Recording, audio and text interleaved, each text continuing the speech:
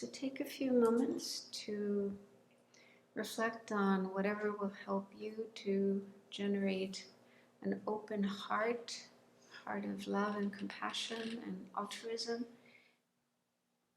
even if it's not immeasurable love and compassion and bodhicitta, but whatever you can imagine, whatever you are able to manage.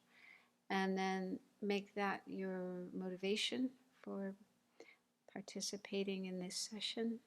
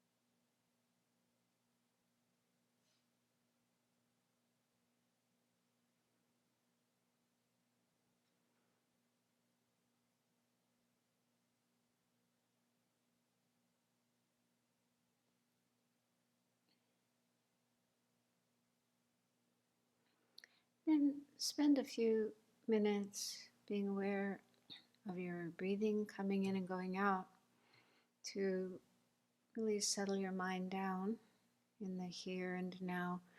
There may be thoughts about leaving, going home, whatever you're doing next, but realize that that's still the future.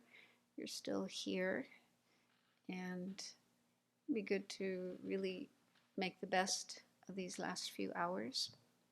So settle your mind in the present, the here and now, by watching the breath flowing in and out.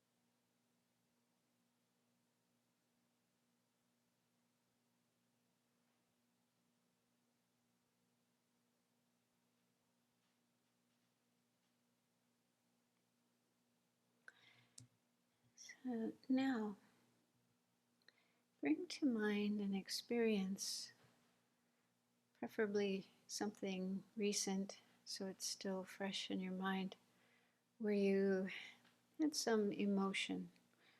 It could have been a disturbing emotion, negative emotion like being angry, or it could have been a positive emotion, feeling joyful, excited.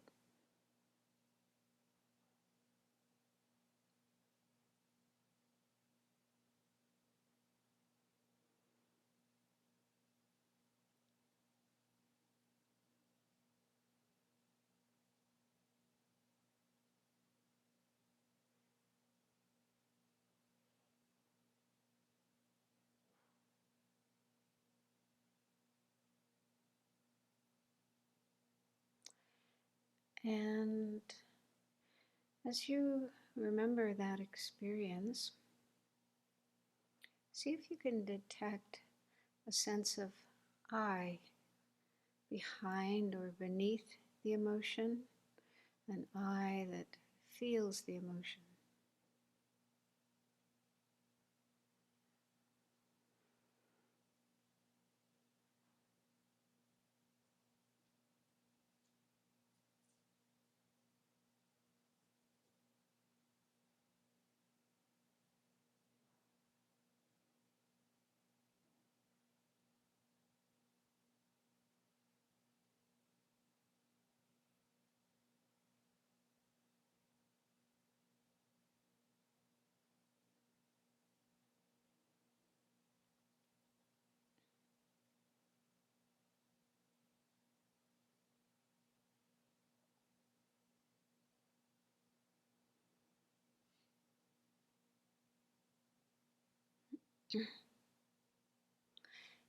And then take a step back and explore that sense of I. Does it seem to be something separate from the emotion, from the mind, a separate thing that is feeling the emotion? Does it seem to be something that's in charge of the mind and of the body, like a controller, a boss, a decision maker?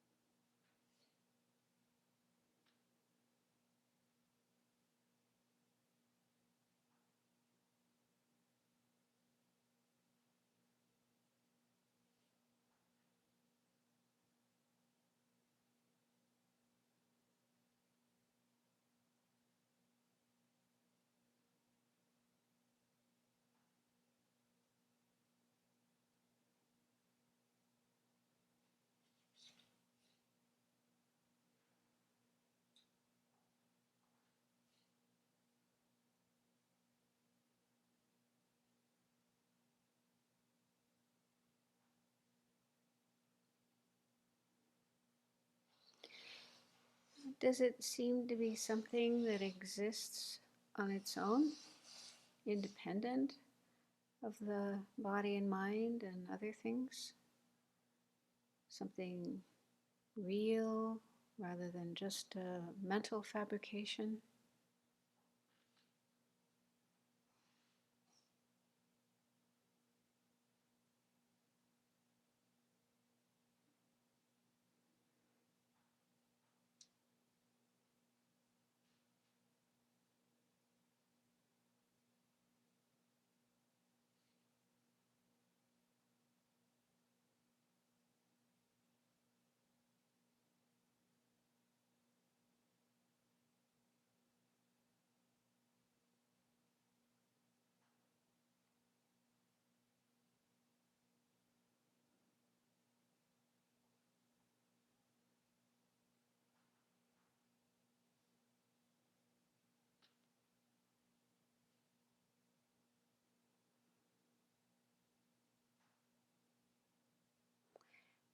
So if the I is real and independent as it seems to be, then the more we examine it, the more clear it should become.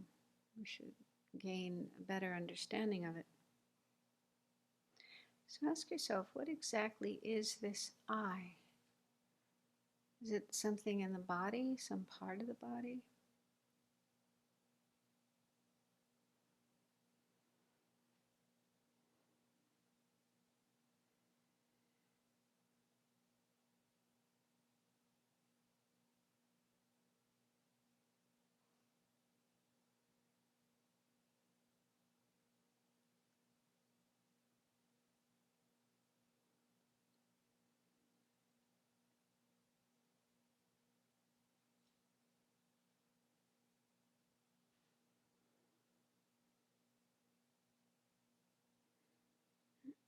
Some people believe their brain is their self, their I.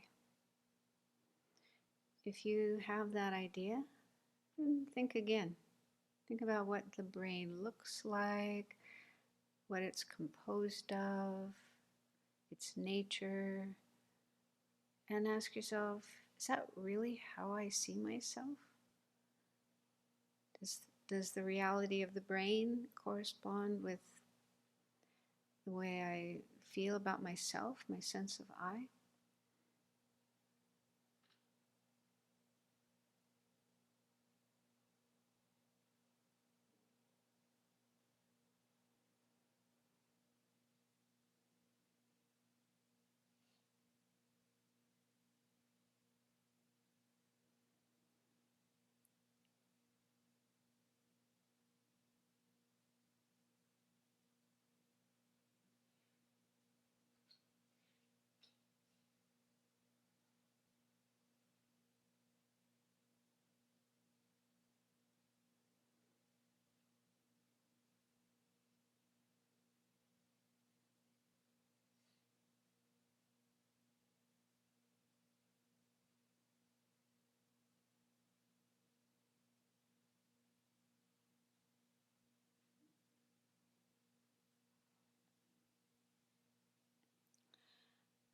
But other people identify more with their mind.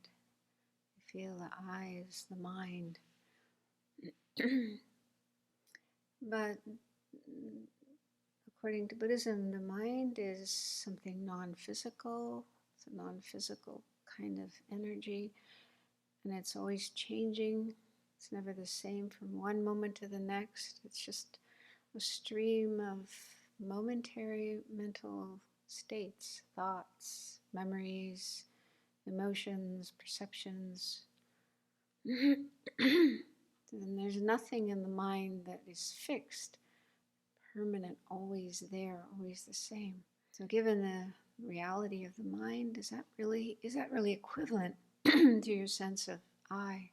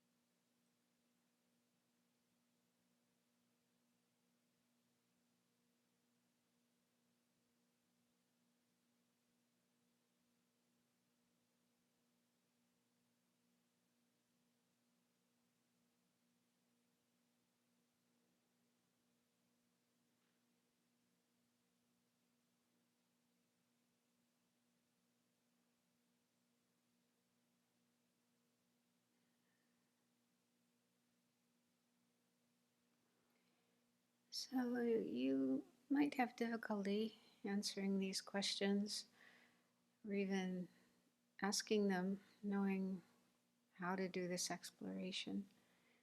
That's okay. This is a difficult subject. difficult thing to do. So don't worry if you feel confused or frustrated. Just starting to explore these questions is already very helpful. Helpful to break down a solid sense of self or I that we have, and that is the basis for so much suffering.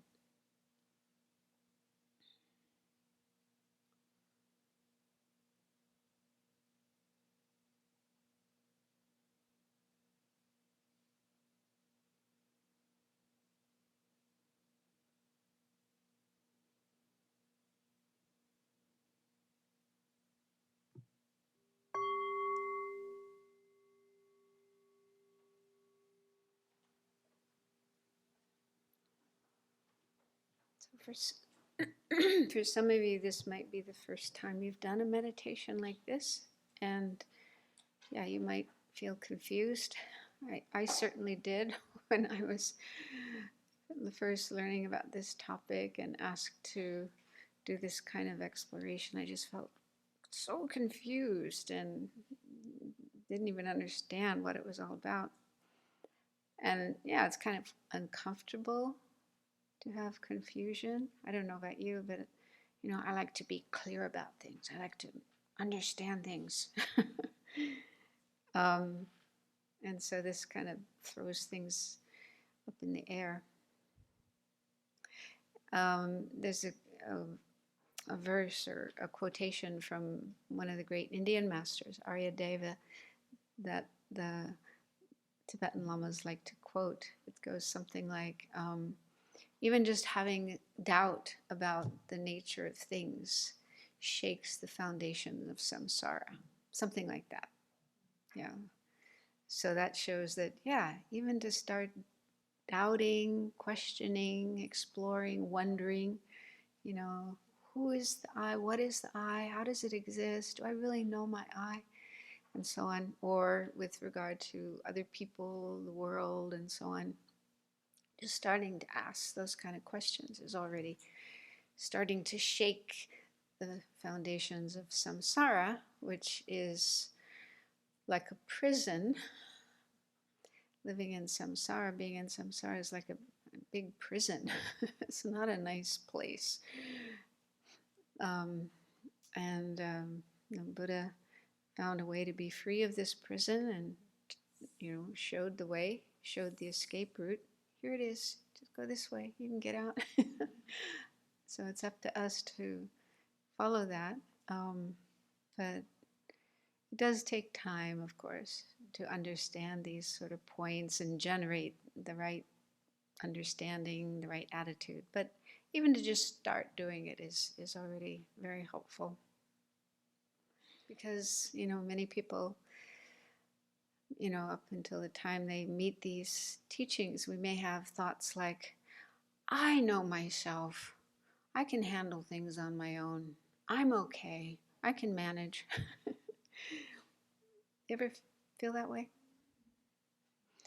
So, yeah, we're asked to question that and take a look at that. And yeah, also, is it really true? Am I really okay? Am I really good at managing things? Or do I mess up sometimes? Do I get myself into, unpleasant situations and make things unpleasant for others as well? So, so it takes humility and also courage to admit that, yeah, maybe things aren't okay. Maybe I don't really understand myself. The way I'm doing things isn't perfect. I do have things to learn. I do have growing to do.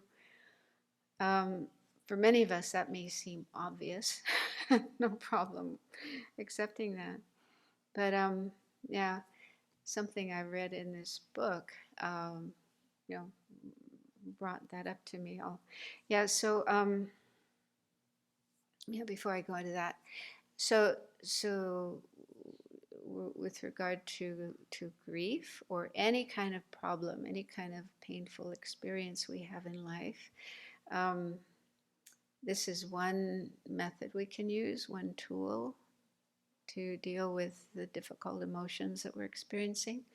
it's difficult, very, very difficult to understand selflessness, emptiness. Ideally, we need to learn about it. We need to study, listen to teachings, read books, study. It takes a long time. Well, it depends on each individual. Some people get it quickly, but others, like me, are slow learners.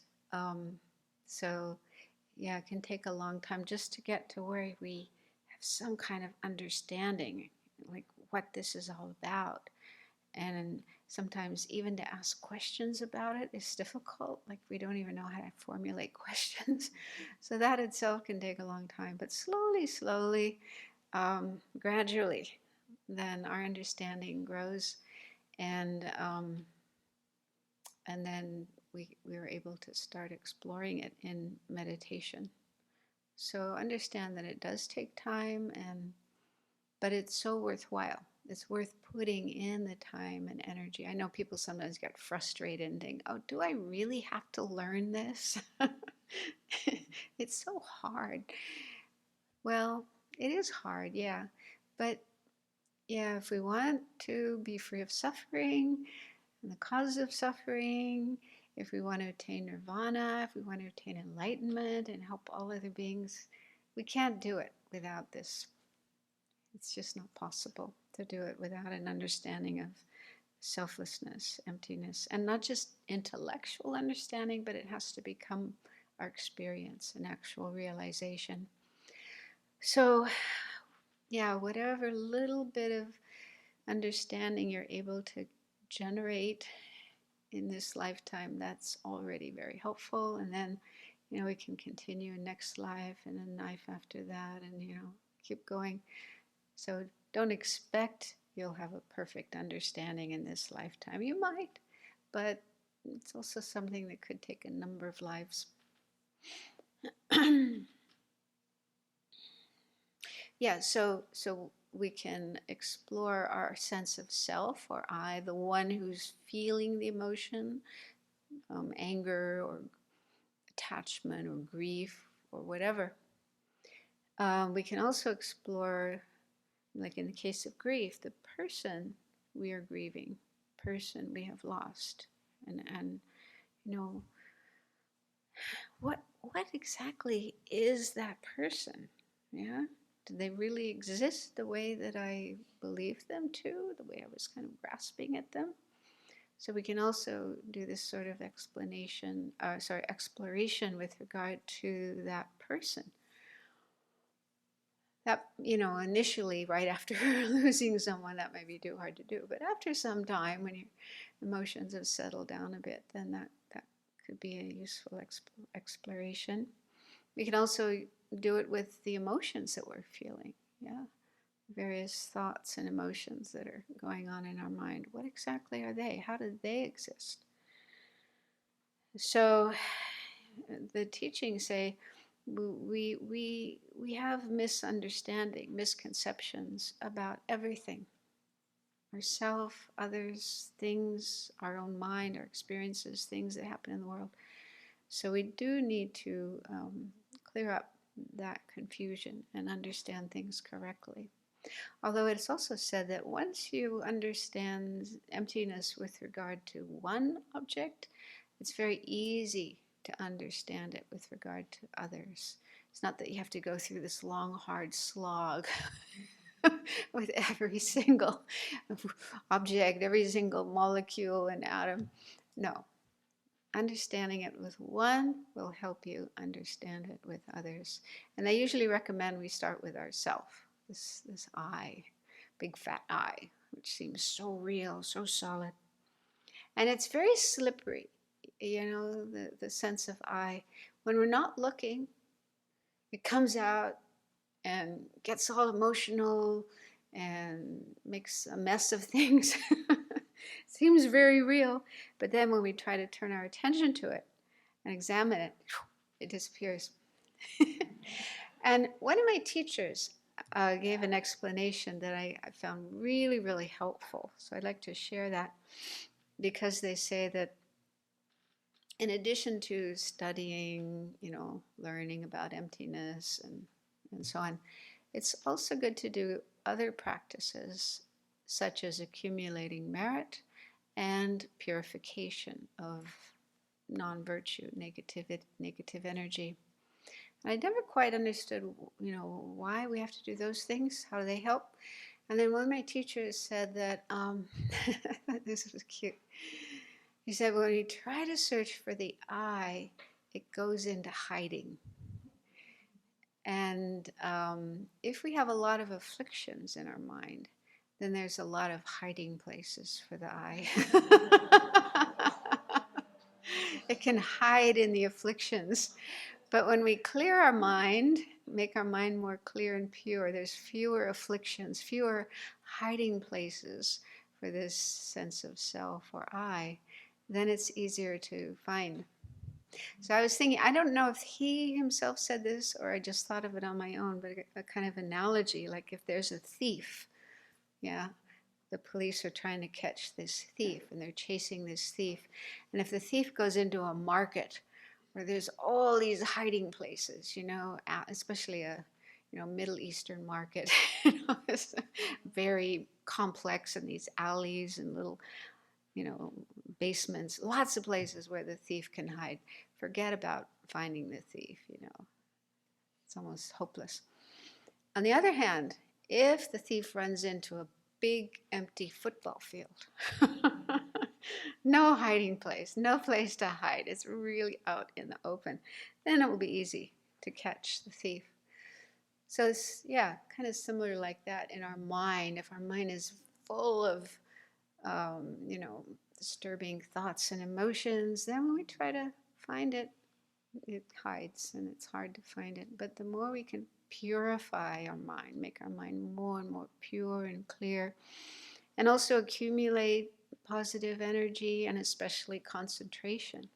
If we can have really good concentration, then those will help us to be able to catch this thief and then examine it, explore it, and realize that, in fact, it doesn't exist the way we think. That false sense of self that we've been carrying with us all this time actually doesn't exist. Yeah.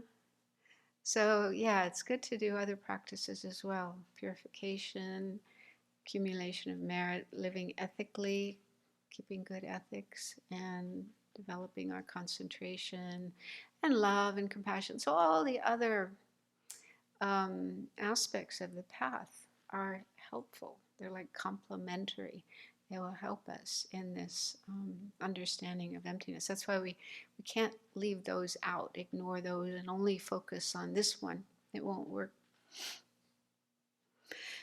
So anyway, don't expect to understand it overnight or in a few days or weeks or months or years. It's quite possibly lifetimes to really understand this topic.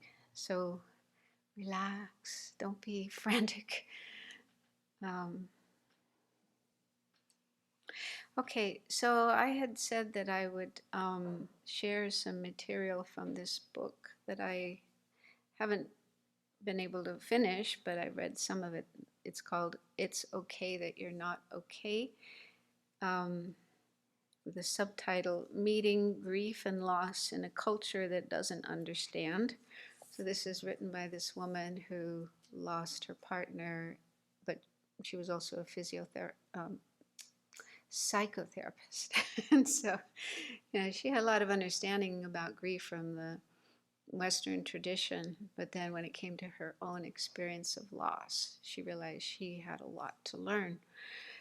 And so, mostly in this retreat, we've been looking at Buddhist methods for dealing with grief, and some of those methods might be helpful for people outside of Buddhism.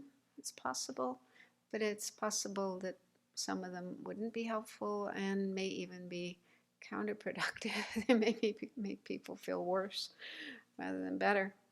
And so, after last year's retreat, someone suggested that we also look at how to help someone else who's grieving but doesn't have the Buddhist worldview and Buddhist practice and so on. So, many of us would be in that position.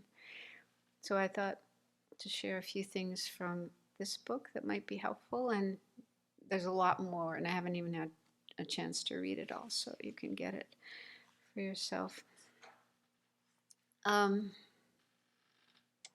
So in the first part of the book, she talks about how when someone is grieving, their family and friends, of course, want to help them and try to help them, often by saying things. But some of the things people say are not helpful and can even be hurtful and, make them angry. So I'll just read some of it. She says, "It's incredibly hard to watch someone you love in pain. Those who love you tell you you're strong enough to get through this. You'll feel better someday. It won't always be this bad. They encourage you to look to your much brighter future, to a time when you aren't in so much pain. People offer suggestions for how to get out of your grief faster. They tell you what they would do if they were in your position. They tell you about their losses, as though every grief is exactly the same, as though knowing someone else has suffered makes anything any different. From close friends to casual acquaintances, everyone has a take on your grief. Everyone wants to make it better for you somehow. Of course, people want to make you feel better. It's part of being human. We want to take away what hurts. We want to help. But instead of feeling held and comforted, many grieving people feel shamed, shunned, and dismissed. So she goes on to talk about, she also talks about condolence cards, that they can also feel offensive because they're trying to fix the pain, pretty it up, gloss it over, make it go away. The grieving person can feel misunderstood because they're really hurting. And then she explores why it is that these words people are offering, with a good intention, and things like condolences cards, why they don't, maybe sometimes they work, but not always. So one of the things she says is, one of the things people often do when talking to a grieving person is to tell them about their own loss. Oh yeah, I lost my father, my mother, my kid, my dog. I know what you're going through. I know how you feel. I've probably done that myself. You start talking about your experience of loss. And so what that can feel like to the person who's grieving is you're turning the tension away from them, and to yourself. And she says there can even be maybe a little sense of competition, like whose grief is worse. Like maybe my grief is even worse than yours. I don't know. It's possible some people might come with that kind of attitude. Oh yeah, you've lost but I lost da da da da da. So it's, like one-upmanship. And so then the person who's grieving can feel dismissed, unheard. So that's one thing to be careful about. She also talks about how some expressions that may sound like comforting words seem to carry an implicit message of it's not okay to feel the way you feel, or I want you to stop feeling bad. Stop feeling bad. It's not okay that you're feeling bad. You have to stop. That's like the message that's in between the lines. And she gives some examples of that. Like, well, at least you had them for as long as you did. You can always have another child or find another partner. They're in a better place now. At least now you get to know what's really important in life, as if you didn't know before. This will make you a better person in the end, as if you're not such a good person now.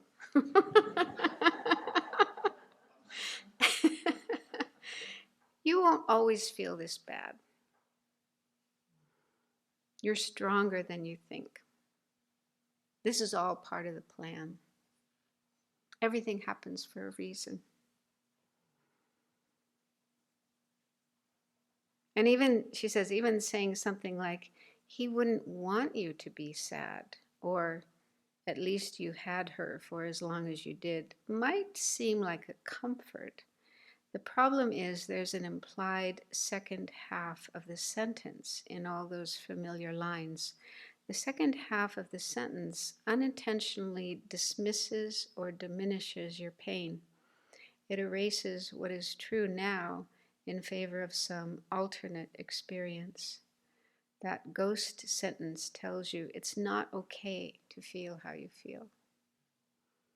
So that's, she's talking from her experience, and she's also, been in touch with lots of other people who've experienced grief, and this is how they feel. So, we have the wish to say something, to make the person feel better, but the words we use may not make them feel better, and they may not tell us how our words make them feel. They may just feel hurt and then misunderstood and maybe close off. Okay, another thing she says, friends and family want you to feel better. They want to take away your pain. What they don't understand is that in trying to take your pain away, they're actually dismissing and minimizing the extent of your grief. They aren't seeing your reality for what it is. They don't see you. Words of comfort that try to erase pain are not a comfort. When you try to take someone's pain away from them, you don't make it better. You just tell them it's not okay to talk about their pain. To truly feel comforted by someone, you need to feel heard in your pain. You need the reality of your loss reflected back to you, not diminished, not diluted.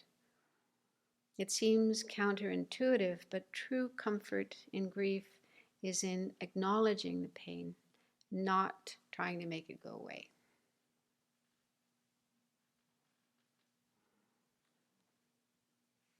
So, so there's a lot more, but I thought to skip to the end of the book where she talks about, what does help, how to help a person who's grieving. And I won't read all the words, it would take too long, but just summarize them.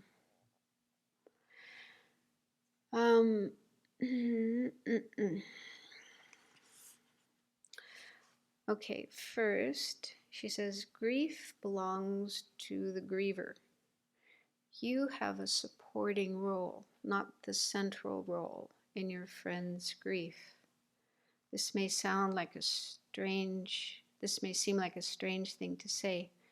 So much of the advice, suggestions, and help given to grieving people tells them that they should be doing this differently or feeling differently than they do. Grief is a very personal experience and belongs entirely to the person experiencing it.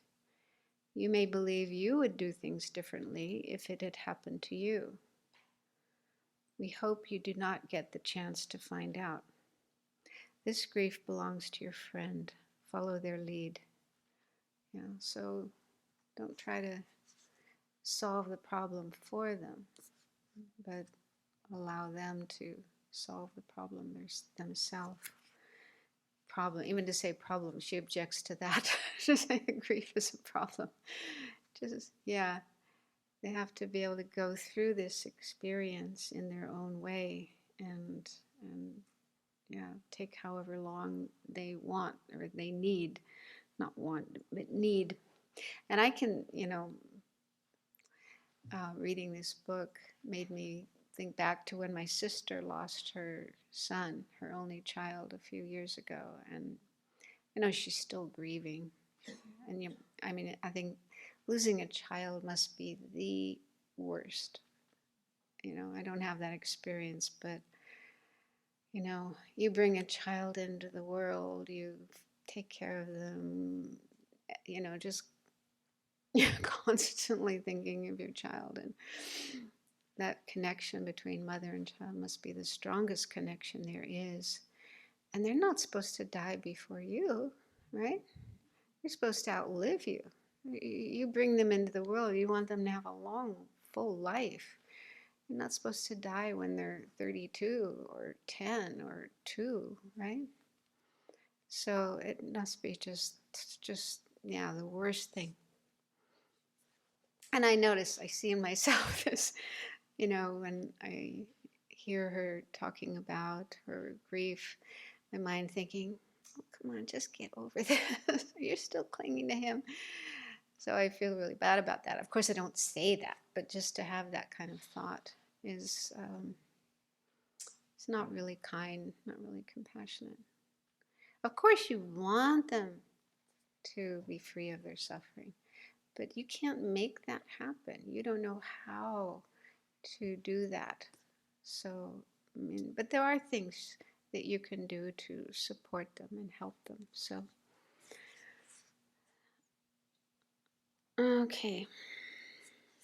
Second point is stay present and state the truth. It's tempting to make statements about the past or the future when your friend's present life holds so much pain. You cannot know what the future will be for yourself or your friend. It may or may not be better later. So saying, oh, it's going to be better later. That's not really helpful. They're in this pain right now. And nobody really knows what it's going to be like later or how long and so on.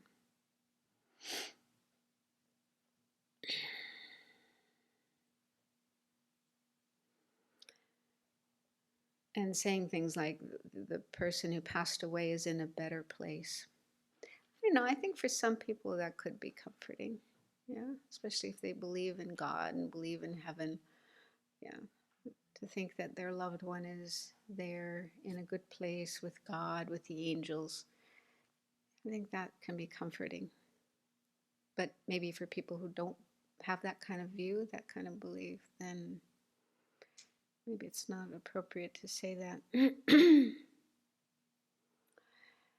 Number 3, do not try to fix the unfixable. Your friend's loss cannot be fixed or repaired or solved. The pain itself cannot be made better. Do not say anything that tries to fix the unfixable, and you will do just fine. It is an unfathomable relief to have a friend who does not try to take the pain away. I don't fully understand that, but I guess, if you're grieving, you're in pain, and you feel like someone's trying to fix you, change it somehow, that may not feel helpful. Does that make sense?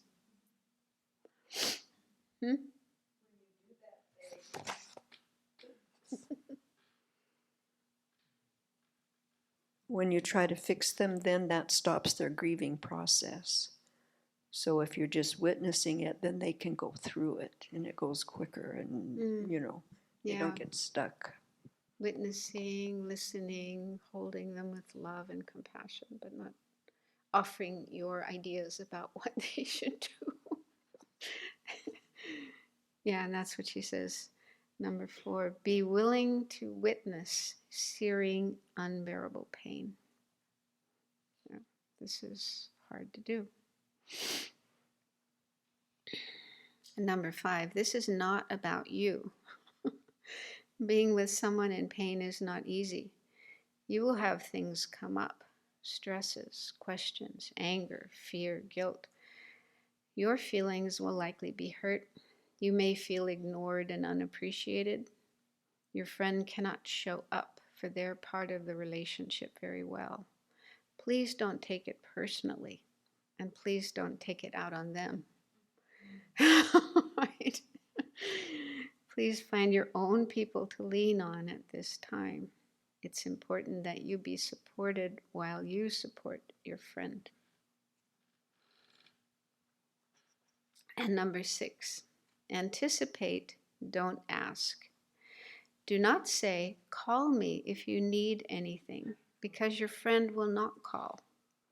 Not because they do not need, but because identifying a need, figuring out who might fill that need, and then making a phone call to ask is light years beyond their energy levels, capacity, or interest. Instead, make concrete offers. I will be there at 4 o'clock on Thursday to bring your recycling to the curb. Or I will stop by each morning on my way to work and give the dog a quick walk. Just offer things rather than leaving it up to them. Be reliable. Then number 7, do the recurring things. The actual heavy, real work of grieving is not something you can do, but you can lessen the burden of normal life requirements for your friend. So offer to do things like walking the dog, refilling prescriptions, shoveling snow, bringing in the mail. So help them with those kind of things that they may have trouble doing on their own. But she also says, don't do anything that is irreversible, like doing laundry or cleaning up the house, unless you check with your friend first. That empty soda bottle beside the couch may look like trash, but may have been left there by their husband just the other day. The dirty laundry may be the last thing that smells like her. Yeah, so don't try to clean things up before checking with the person. They may be holding on to that for a while.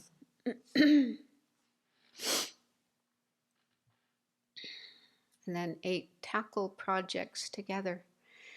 Depending on the circumstance, there may be difficult tasks that need tending. Things like casket shopping, mortuary visits, packing, sorting rooms or houses. Offer your assistance and follow through with your offers. Follow your friend's lead in these tasks. Your presence alongside them is powerful and important. Words are often unnecessary.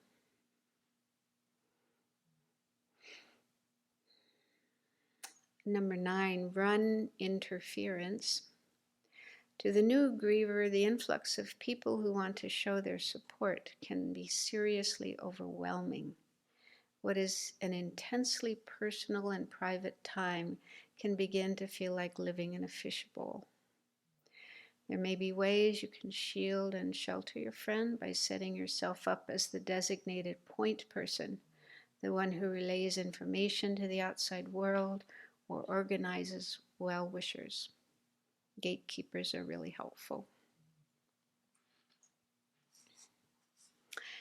Number 10, educate and advocate. You may find that other friends, family members, and casual acquaintances ask for information about your friend. You can, in this capacity, be a great educator, although subtly. You can normalize grief with responses like, she has better moments and worse moments and will for some time. An intense loss changes every detail of your life. So just with your insights and awareness about the person and about grief in general, you can help others understand those things so that they are more skillful in the way they deal with it. Number 11, love. Above all, show your love. Show up. Say something, do something, be willing to stand beside the gaping hole that has opened in your friend's life without flinching or turning away. Be willing to not have any answers. Listen, be there, be present, be a friend, be love. Love is the thing that lasts.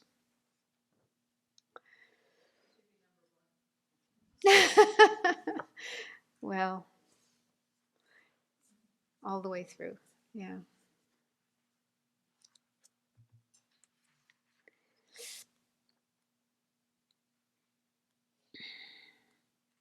And she admits that when she was working as a therapist, she thought she knew all about grief and was offering advice to people who were grieving. And then after she herself went through that, she apologized to all her clients. And well, maybe that's exaggerated, but yeah, she realized that, yeah, a lot of what she had been doing wasn't really helpful. And in fact, I just read something. She closed her therapy practice and stopped seeing her clients. She just couldn't continue doing what she had been doing before. But then she did, she has been working with other people who are grieving, and she started a project called Refuge in Grief.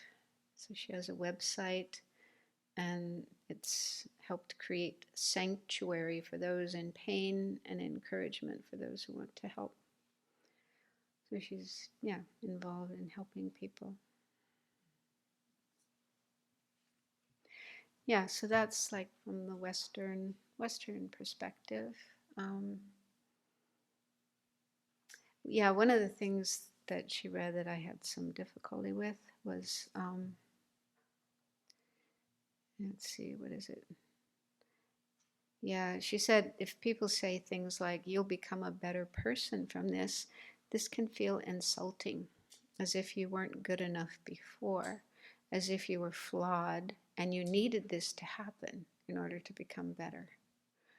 So that's, from the Buddhist point of view, we do think that way. I mean, we're all flawed. We all have room for improvement. But, it does take some humility to accept that. Not everyone is ready to accept that. So offering that kind of suggestion, it's good to know that, that might hurt them. So microphone. As you were reading through the list of some of the things not to say, my mind was mapping them onto some of the antidotes that we've talked about.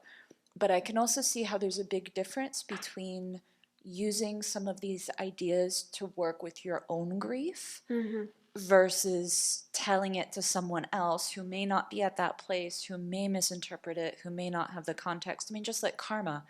We can use karma to understand our own suffering, but it's usually not helpful to bring that up for someone else. Yeah, exactly. So, the methods in Buddhism, I mean, Buddha taught us these methods, and if we can, they make sense to us, and we can use them for ourselves, that's fine. They're meant for our own personal practice and transformation and so on, but they're not really meant to, impose on others unless people want to know and they ask. We can offer them, but do it in a gentle way so that it doesn't come across as, criticism, judgmentalness.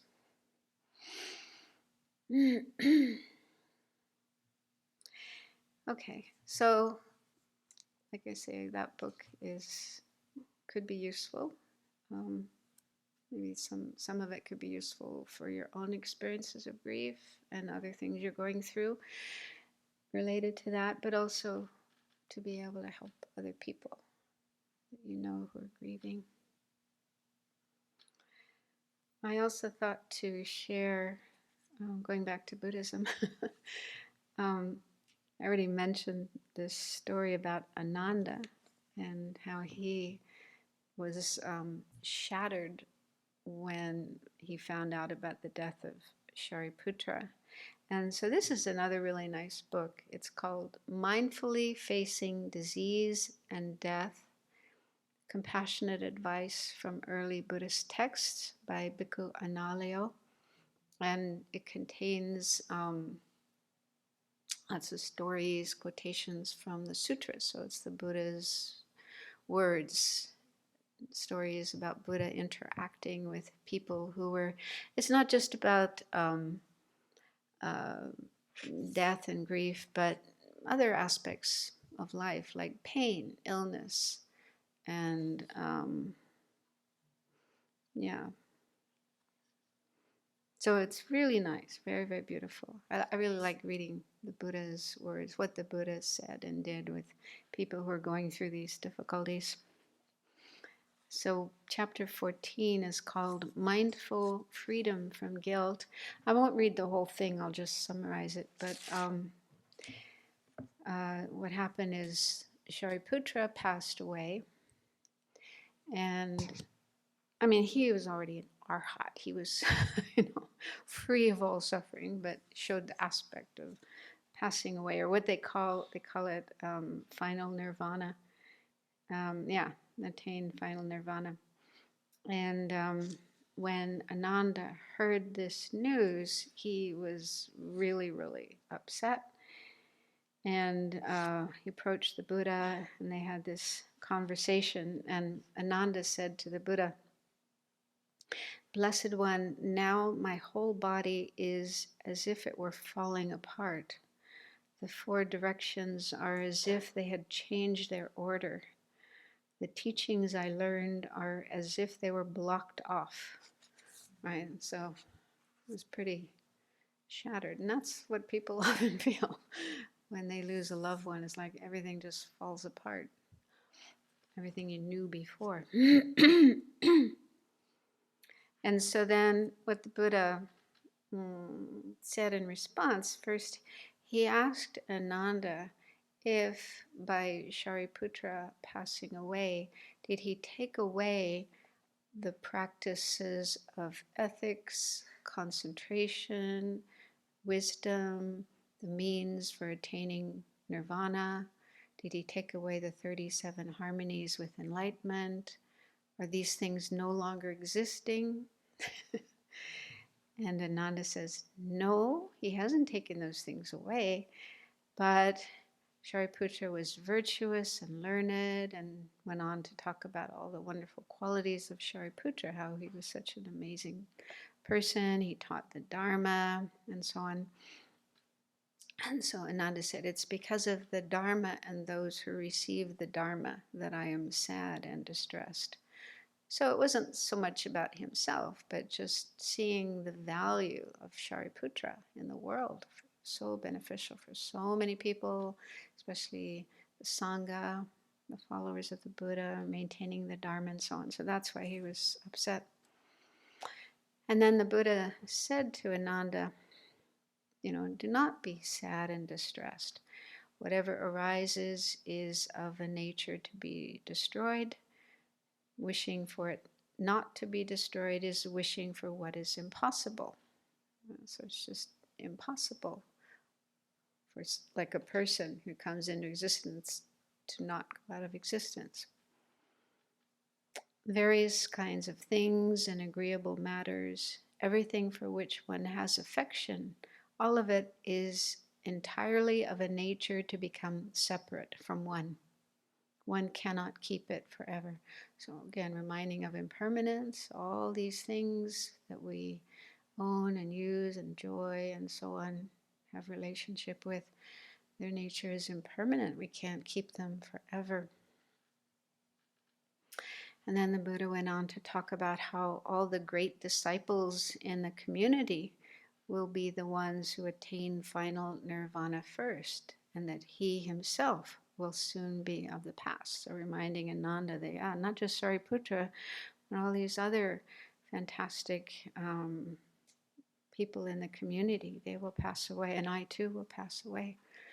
And then he went on to say, therefore, Ananda, you should have the Dharma as an island. By relying on the Dharma, You should have no other island, no other reliance. And Ananda asks him how, and the Buddha talks about the 4 establishments of mindfulness, the 4 close placements of mindfulness. So by practicing those, you will have this, the Dharma. He uses the word island, but we also sometimes uses the word refuge. Have the Dharma as your refuge. You can't rely on people. They're not going to be around forever. Even your teachers, senior disciples, and so on, people you look up to, they're not going to be there forever. But the Dharma, nobody can take away the Dharma, right? Well, if you know the Dharma, you practice the Dharma, that stays with you. That's your refuge.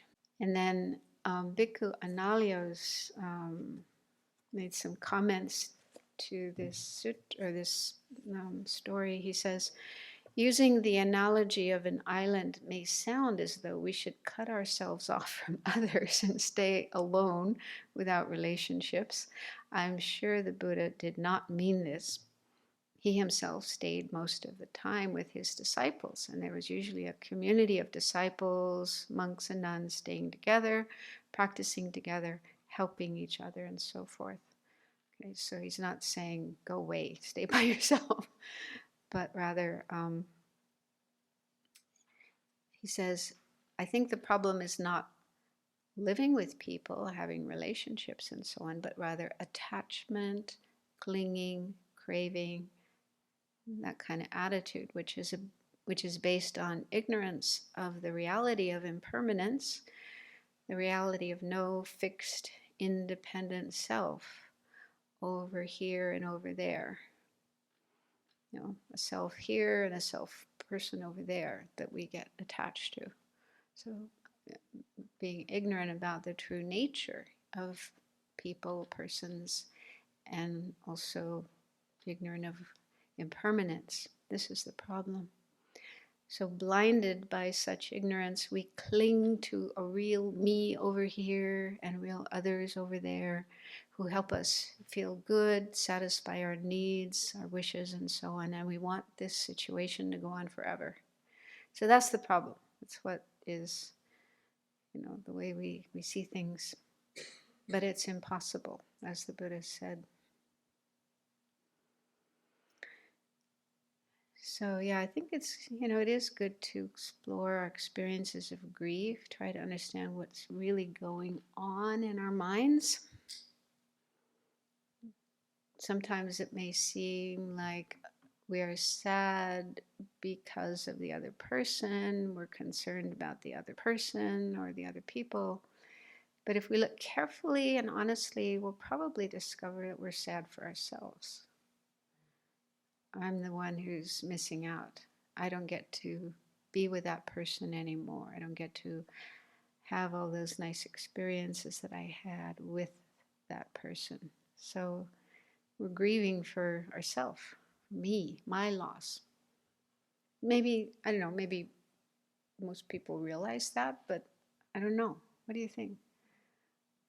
I think sometimes it's easy to fool yourself and think it's about the other person because I love them so much, da da da da da. But at least some of it is about me, my loss. And yeah, this thing of attachment, probably most people in the world, unless they're studying a spiritual tradition like Buddhism, don't see anything wrong with attachment. Attachment is even encouraged. Some people even have the thought, oh, without attachment, there's no happiness. If I don't have attachment, I can't have any happiness. Like we need attachment in order to be happy. And Daniel Goleman, who's a psychologist and has done research and wrote a book, what's it called? Emotional Intelligence. Yeah. And then he said, there's been studies done on some emotions like anger and fear and so on, and they've determined, those emotions are bad for us. They have negative consequences. But there haven't been any studies done on attachment because it's regarded as a social norm. I thought that was interesting. So it's not seen as anything unhealthy, anything we need to work on and change. Yeah, so probably most people don't see anything wrong with attachment. Maybe not even recognize or acknowledge that they have attachment. They may think it's all love. It's because I love them so much. That's why I'm suffering. Without recognizing, yeah, but the love was, a lot of that was attachment. So, like in Buddhism, what we try to do is peel apart, separate attachment and love. Recognize. We have to recognize them in our experience. What is love? What is attachment? And then there are, ways that we can increase our love. Meditations to cultivate more and more love for more and more people, more and more beings. And then other meditations for decreasing attachment. And in fact, one of the best antidotes for attachment is impermanence, meditating on impermanence, just acquainting ourselves that it's simply the nature of things, the reality of things, that they change and go out of existence. It's not a philosophical idea that we can believe or not believe. It's just the way things are. And we just have to accept that and familiarize ourselves with that. And the more we do, gradually, we see how it just doesn't make sense to be attached and want things to last. It's like we're setting ourselves up for suffering if we have attachment. Because the more attachment we have, the more pain there will be when we do lose. I was reading through the comments from last year's retreat, and one person mentioned that he could see in his relationships that the more attachment he had, the more grief there was when that person was lost. So attachment inevitably leads to grief, to pain, to suffering when we separate. So it's good to recognize that and see the faults of attachment, Other faults of attachment are that it can lead to other disturbing emotions. We have attachment and we don't get what we want, we're angry. We get angry and upset.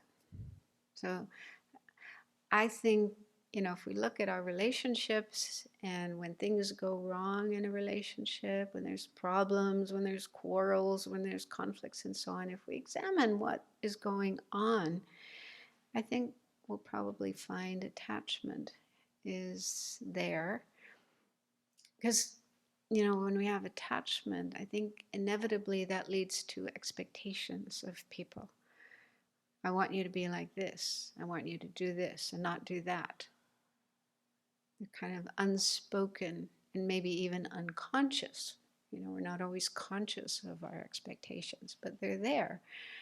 And as long as the other person does what we want, fulfills our expectations, then it's fine. We're happy. But if they don't do what we want, they don't live up to our expectations, then we get angry at them and we may feel totally justified. You were supposed to make me happy and you're not making me happy. You're bad. I have the right to be angry at you.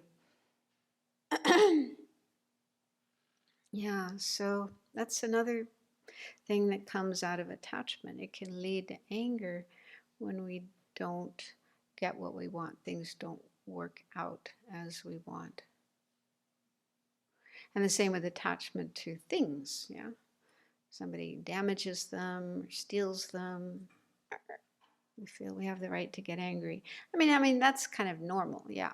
We don't have to get angry though. We can just try to make an effort to get it back.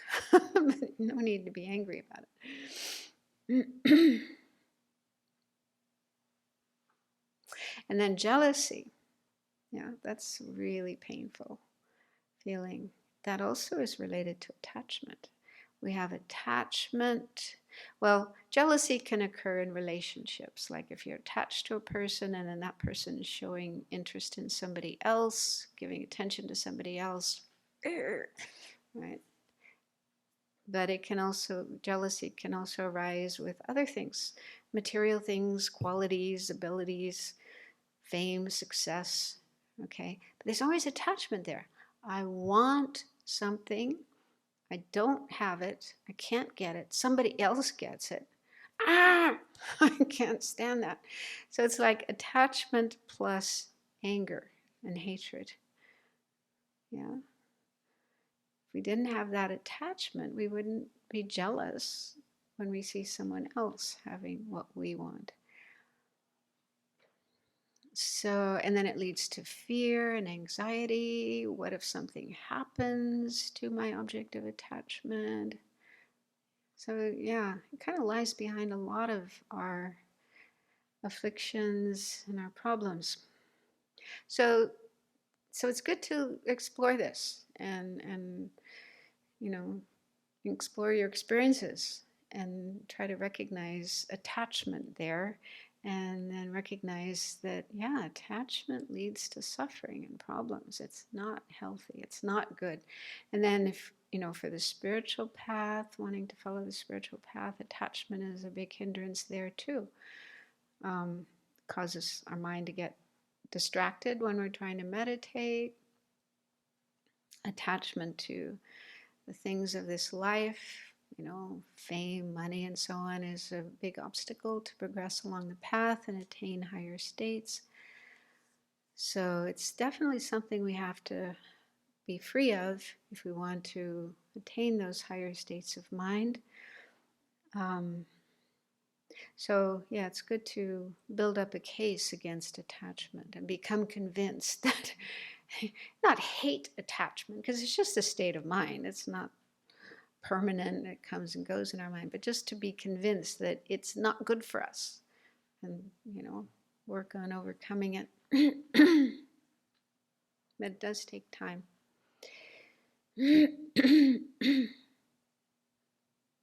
Okay, so there was a question, it's kind of related to what I was talking about, from Stephanie. I'm glad you're still here.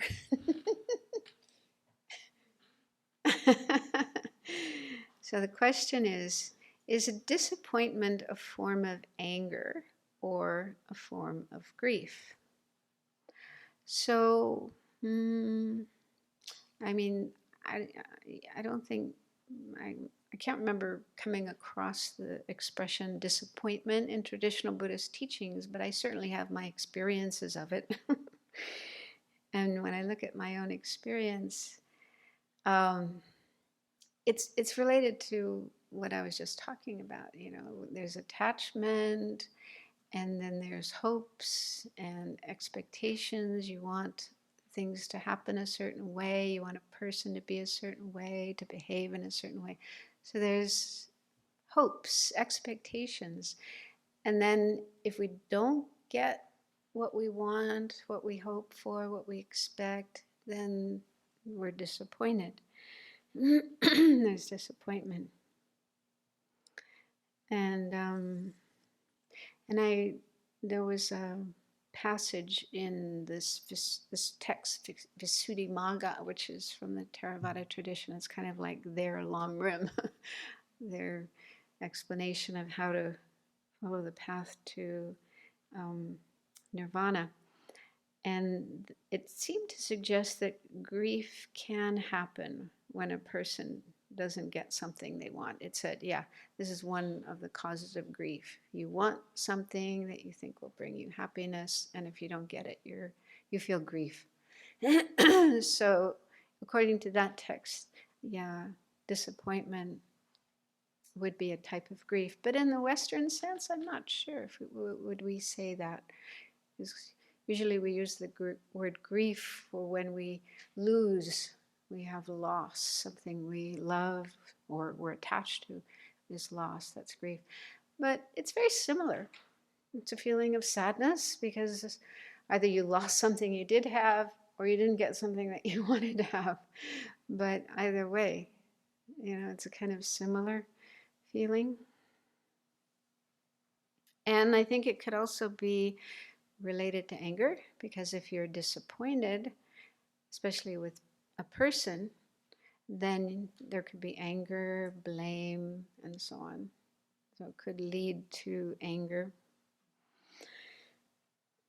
So, yeah, I think you just have to observe your own mind when you have that feeling of disappointment, and examine like what's going on. It's probably, a number of different things going on.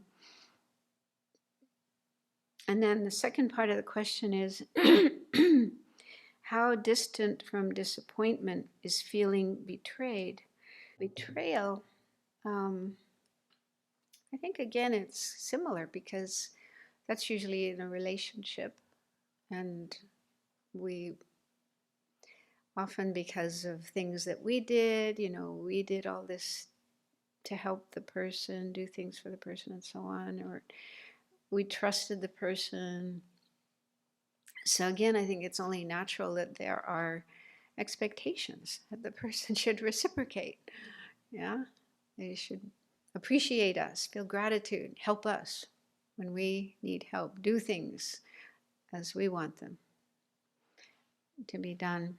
But again, that's attachment, because in Buddhism they say when we practice giving or generosity is, the first of the 6 perfections, but it's also there all throughout Buddhist teachings, the importance of giving. And it said that the best form of giving is giving without expecting anything in return. That's very hard to do, but yeah, if we do give with expectations, and then if the other person doesn't live up to our expectations, we can be angry and may even regret giving, want to take back what we give, like you don't deserve this. So that's not really pure giving, is it? I think even in the West we have that understanding that, yeah, unconditional love, unconditional giving means no strings attached, not expecting anything in return. It's hard to do, but it's really the best, the most pure form of giving. So I think, yeah, a feeling of betrayal, if you have that feeling, it could be helpful to check, ask yourself, what did I expect? What were my expectations of that person? And was it right for me? Was it fair of me to have those expectations? I mean, in a conventional sense, people would probably say, well, yes, you brought up that child. They should appreciate you and take care of you when you need help, and so on. I mean, that's kind of our normal way of thinking.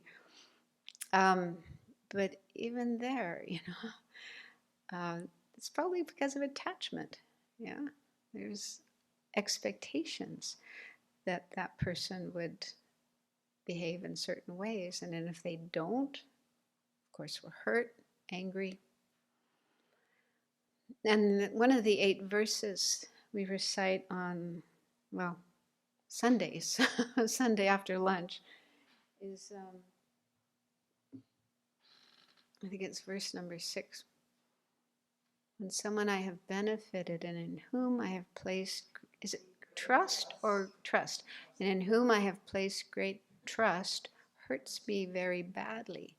I will practice seeing that person as my supreme teacher. So that's a text about Lojong. It's a Lojong text. And yeah, those verses are very hard to practice, but if you do it, again, it's for those who want to follow the Bodhisattva's path. If you really do want to follow that path, these are what you need to learn and practice and train in. So in situations like that where we feel hurt by someone we have helped, the advice is see that person as your supreme teacher. Whoa. I mean, the way I think of that is, yeah, they're giving you an opportunity to see your mind, to see where you're at in terms of your giving and your love and your compassion. Are you doing those things in a pure and unconditional way without any ego, without any attachment, without any expectations? Probably not. If you're upset, if you're hurt, if you're angry because they're not, not doing what you want, even hurting you, then that shows you still have more work to do to clear out the ego, clear out the attachment so that you can give in a totally pure and unconditional way. So they would say that person is like your teacher. That person is showing you something you need to learn, something you need to work on in yourself. So it's hard to do, very hard to do. But, the result is, you grow, you learn, you go further on the path, closer to enlightenment. So a Buddha or a highly accomplished bodhisattva would be able to give without any strings attached, no expectations at all. So even if the other person is ungrateful, even hurtful in response, no problem. So that's like the ideal, where we can get to. And it is possible. We can work on ourselves and get to that point. Does that make sense? I can see you nodding and okay. Yeah, so we've looked at a number of different methods that we can use to work with grief, but they could also be used for other kinds of problems we have in life. And again, it's a gradual thing. We can't expect ourselves to do all these things perfectly right from the beginning, but at least to have the tools and start trying them out, working with them gradually, slowly. They get easier, and with more familiarity, they even become kind of our natural way of being. There's a verse in Shantideva that says, there's nothing that doesn't get easier through familiarity. And that's the meaning of meditation. The word for meditation in Tibetan, gom, literally means to be familiar, to make ourselves familiar. It took me many, many years to appreciate the Lojong verses in training. But it's become more apparent that they line out the absolute reality of living in samsara. And so much a part of my first time through the 37 practices, the 8 verses of thought training, was my resistance to really accepting the fact that they were addressing things that will occur, because by nature samsara is dukkha. So no matter which one of them is, this happens, and would you like to do things differently? But I had to get through a huge amount of stubborn resistance. I didn't want to accept the fact that I will feel betrayed. There'll be someone who's angry that'll come after me. My reputation will be destroyed. Whatever happens, or I'll get crazy, So I've come to appreciate the profundity of the Lojong trainings, but it took a long, long time to say this is reality, and here's a way to deal with it. At least in samsara's reality. Yeah. Actually, there was one little thing I was going to share yesterday, but didn't have time. Some of you may have heard this, but there's a great Thai master. He's passed away now. His name was Ajahn Chah, and he was the teacher of many other teachers like Ajahn Brahm and Ajahn Sumedho and so on. And I think Jack Kornfield as well studied with him. And there's a story about him. A disciple came to see him and talked about how thinking about impermanence was so depressing. Like, don't really like to think about impermanence. And I don't know the whole exchange, but what Ajahn Chah said was he had a glass on the table beside him, and he said, "You see this glass? I see this glass as already broken." Oh, that's right. I think the person had said it makes it really hard to go on with life. If you think about everything being impermanent, it's kind of hard to function and keep on doing things, like everything falls apart. And so Ajahn said, yeah, I see this glass is already broken, but I can still use it. I can enjoy it, drink from it, but the way I interpret it is, he knows, he's totally convinced, he totally accepts that at some point in time, this glass is going to shatter and break and not exist anymore. But you can still use it now, like it's still there now. So I think that's like an explanation of how the acceptance of impermanence doesn't take away your ability to do things and your enjoyment of life. You can still enjoy life. You can enjoy people, relationships, eat, drink, be merry, but within, within the understanding of an acceptance that it's all impermanent. And then, you won't have such, shattering experiences like Ananda when Shariputra passed away. I mean, there'll still be some grief, sure, but it probably won't last so long.